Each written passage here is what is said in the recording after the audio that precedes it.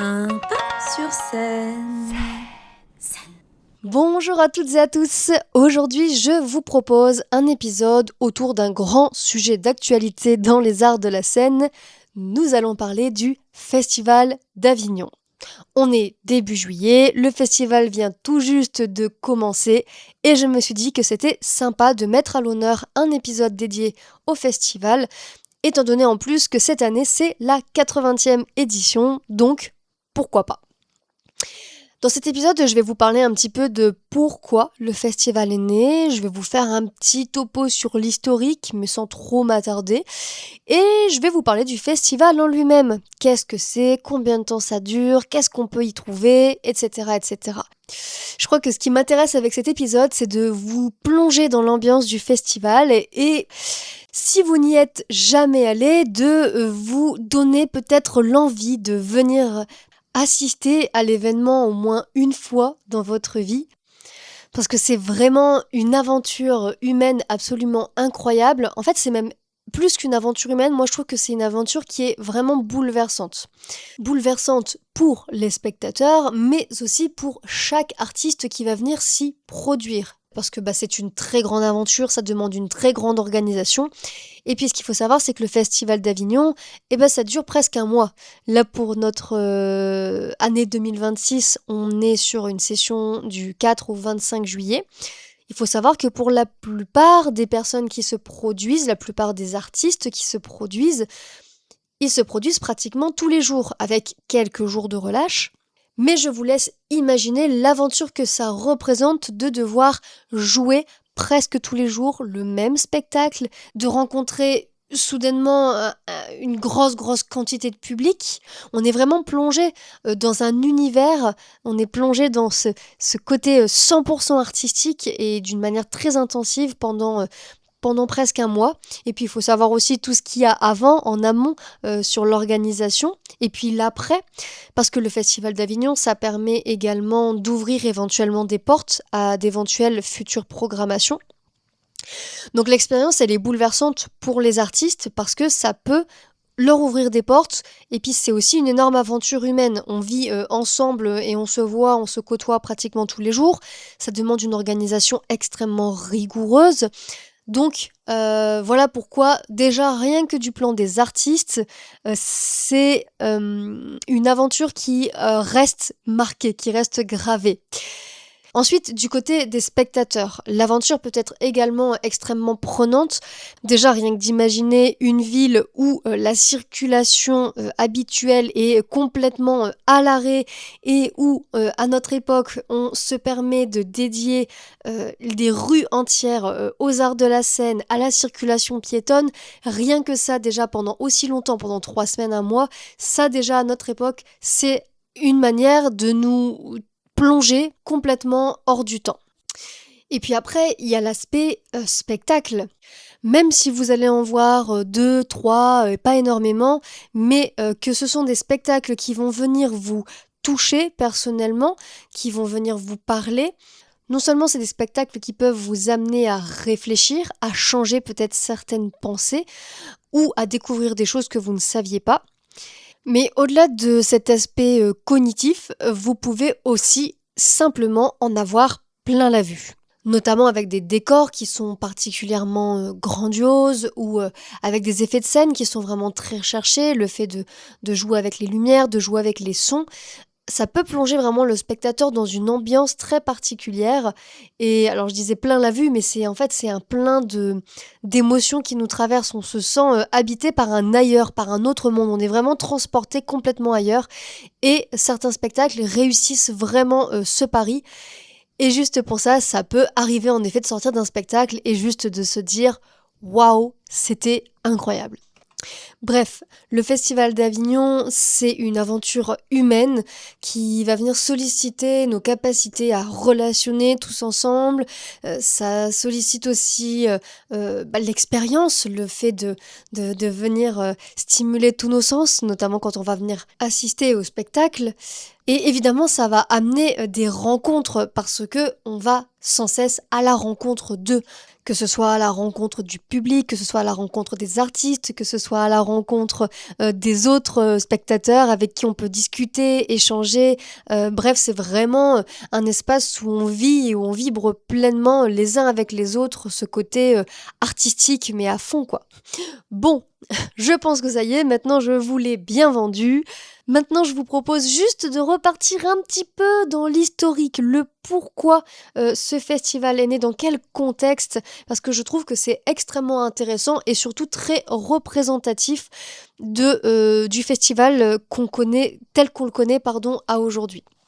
Donc, on remonte un petit peu en arrière. Souvenons-nous que au XIXe siècle, le théâtre, l'opéra, bref les arts de la scène, mais au sens professionnel, étaient essentiellement réservés aux élites, aux classes aisées, et laissant donc les classes populaires de côté pour l'accès à ces spectacles vivants. Et surtout, tout était centralisé à Paris. Et donc, notre cher Festival d'Avignon s'inscrit dans cette époque où on est sur la première moitié du XXe siècle, où le processus de décentralisation a commencé à se mettre en place. Processus de décentralisation, c'est-à-dire venir amener le théâtre, les arts de la scène hors de Paris, dans les autres grandes villes, et pouvoir permettre qu'il soit accessible aux autres classes et que ce ne soit plus seulement destiné à la grande bourgeoisie, à la haute société, etc., etc. Donc voilà un petit peu pour le contexte. Maintenant, saut précis dans le temps, où on arrive en 1947. À Avignon, il existe ce que l'on appelle la Semaine d'Art, qui est organisée par René Char et Christian Zervos. Et ces grands hommes ont envie d'introduire des créations dramatiques dans leur semaine d'art et font appel pour ça à Jean Vilar. Je vous passe tout le détail. Jean Vilar, dans un premier temps, refuse, puis finalement accepte. Il monte 3 spectacles qui rencontrent un très très grand succès. Je crois qu'il y a plus de 4000 spectateurs dès la première année.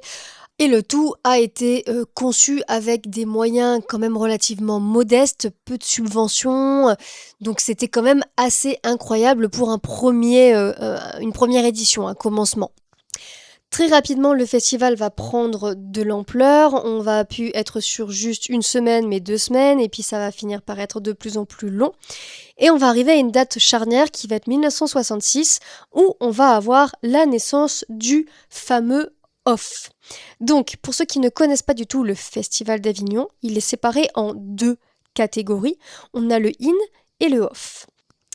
Le in, c'est vraiment tout ce qui fait partie de la programmation qu'on va dire officielle. C'est souvent des artistes qui ont une certaine renommée, que ce soit nationale, voire internationale. Pour certains, ça va être des gros budgets, voire très gros budgets, on y met les moyens. Et les jauges aussi, au niveau des théâtres, sont beaucoup plus grandes. On accueille beaucoup plus de public d'un coup. Bon, c'est pas valable pour 100% des spectacles du IN, mais on va dire que pour la plupart des lieux, c'est quand même le cas. On a moins de sites, c'est une 30aine à 40aine de sites avec le IN. Je vous dirai après pour le off. Et le IN, c'est donc une 40aine de spectacles à peu près par an. Et c'est l'occasion pour la plupart des artistes dans cette catégorie de faire leurs avant-premières, de faire des nouvelles propositions aussi, des innovations dans les arts de la scène. Bon, on en a aussi des innovations dans le off, mais parfois on peut avoir avec de plus gros budgets des choses qui sont un peu plus spectaculaires qu'on peut avoir éventuellement dans le in. Maintenant, on va parler du off. Accrochez-vous bien.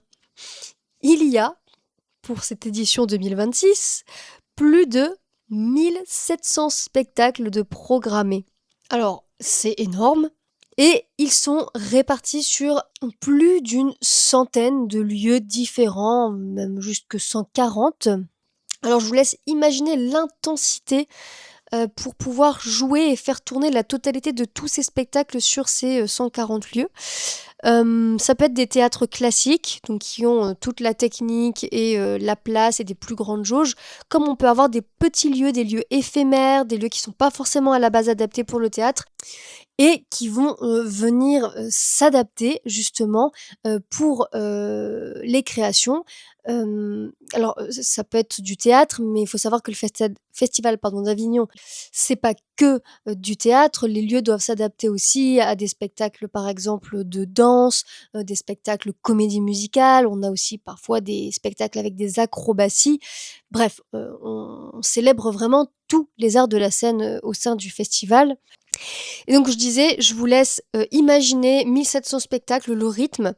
On a des compagnies qui arrivent, qui s'installent, qui font leur spectacle, qui démontent tout, puis une autre compagnie arrive, fait son spectacle, démonte tout et ainsi de suite comme ça. Il peut y avoir, une dizaine de spectacles qui tournent par jour comme ça, dans un seul lieu, je crois. Enfin, je suis pas sûre du tout du chiffre, mais en tout cas, je sais que c'est vraiment beaucoup pour un seul lieu. Donc, autant vous dire que les théâtres accueillent beaucoup de spectacles, ça brasse énormément, c'est très rapide, ça demande une très grande organisation. Et le tout pour nous en mettre plein la vue pendant 3 semaines de festival. Donc voilà, le Festival d'Avignon, si je dois faire un gros résumé, c'est une grosse fête pendant environ un mois, où on peut aller voir beaucoup, beaucoup, beaucoup de spectacles. Il y en a pour tous les goûts. Et c'est aussi et surtout l'occasion de faire beaucoup de rencontres. Parce que il faut prendre en compte aussi que dans tout ce festival, il y a beaucoup de comédiens ou d'artistes des différents collectifs qui vont être présents dans la rue et qui vont nous accoster toutes les 5-10 minutes, peu importe, pour nous parler de leur spectacle. Et quand ça nous touche pas, bon bah très rapidement on passe, on dit merci, on prend le tract et puis on part. Ou alors on peut dire éventuellement la petite astuce, je l'ai déjà, si on sait déjà que ça va pas nous plaire. Mais quand ça nous plaît potentiellement ou qu'on a envie d'en savoir un peu plus, c'est l'occasion aussi de lancer des discussions et d'aller donc à la rencontre des autres artistes. Moi, par exemple, je sais qu'il m'arrive très souvent de ne pas faire de réservation à l'avance, sauf si je vais voir des amis. Là, dans ce cas, je dis, bah, je viendrai te voir tel jour, etc. Mais j'aime vraiment beaucoup me laisser porter, me donner un temps en fait de découverte avec les artistes dans la rue, avoir quelques discussions. Alors par moments, c'est même possible de pas avoir vraiment, de discussion, mais juste quelques échanges rapides et une thématique qui m'intéresse et qui me donnerait envie de venir voir le spectacle. Donc j'aime beaucoup me laisser porter par l'échange vivant qu'on pourrait avoir ensemble et à partir de là, me donner vraiment l'envie d'aller voir le spectacle. Après, parfois, c'est quand même conseillé, selon certaines créations et selon certains succès, de réserver à l'avance la place pour être sûr de l'avoir, surtout si vous êtes là sur un court laps de temps. Mais voilà, ça c'est vraiment l'organisation de chacun. Donc, le Festival d'Avignon, un festival aussi pour créer du lien, pour aller à la rencontre des gens. Ça, c'était mon petit point final. En parlant de rencontres, forcément, donc lors de mon petit passage là-bas ces derniers jours, moi j'ai rencontré beaucoup de compagnies. Alors je ne vous le garantis pas à 100%, mais je vous le garantis à 80% que les épisodes à venir vont justement être des épisodes où je vais accueillir certaines des compagnies pour leur donner la possibilité de prendre la parole. Alors comme d'habitude, ça peut être sur un sujet qu'on va établir ensemble à l'avance autour des arts de la scène, ou alors on va peut-être vraiment venir pointer leur processus de création, leur spectacle en lui-même, l'histoire qu'ils ont envie de raconter. Mais bon, bien sûr, on va pas s'amuser non plus à tout vous spoiler. Si jamais vous avez vraiment envie d'y aller, aller découvrir ce spectacle, on va pas vous raconter toute l'histoire non plus. Donc bref, c'est des choses qui sont en train de se mettre en place. Là, je suis en contact avec quelques compagnies et on est en train de s'organiser tout ça. J'espère de tout cœur que ça va se faire. J'espère aussi de tout cœur que peut-être ça va vous motiver à aller voir leur travail, leur création. Et au pire, si ça peut permettre à certains de vivre le festival à distance, pourquoi pas non plus. Bien évidemment, je ne peux pas terminer cet épisode sans vous donner une citation de Jean Vilar, qui est: l'art du théâtre ne prend toute sa signification que lorsqu'il parvient à assembler et à unir. Je trouve que cette citation illustre parfaitement l'esprit du Festival d'Avignon. De mon côté, je retourne à mes flyers, j'essaye de me programmer un maximum des spectacles avec qui justement j'ai eu des échanges avec les artistes et qui m'ont particulièrement touchée. Je vous dis à très très vite pour un prochain épisode. Ciao!